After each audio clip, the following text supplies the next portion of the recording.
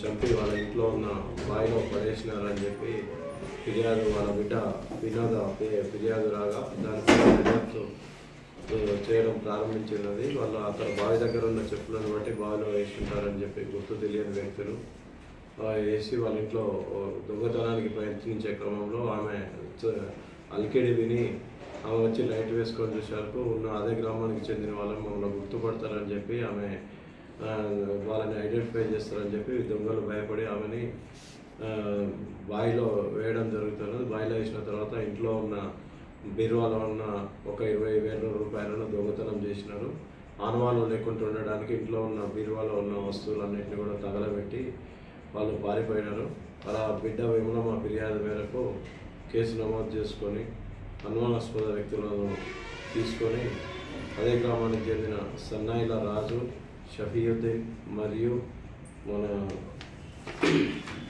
Bakery నర్సింహులను అనుమానాస్పదంగా police స్టేషన్కు తీసుకొచ్చి మోమిన్పేట సిఐ గారు మరియు వాళ్ళ కానిస్టేబుల్ సిబ్బంది కూడా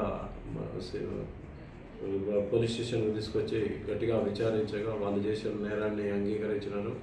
ఈరోజు వాళ్ళని కోర్టుకు తరలించడం జరుగుతున్నది.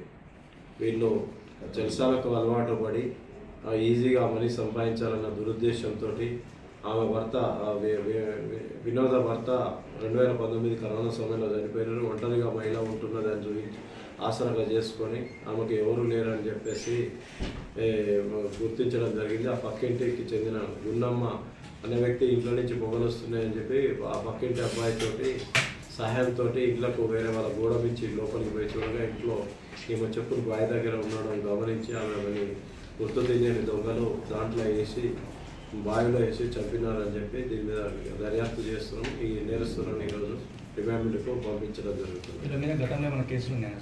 ఇంతకుముందు దాని మీద 2014లో ఒకటి మర్డర్ కేసు ఉన్నది మర్పల్లి పోలీస్ స్టేషన్.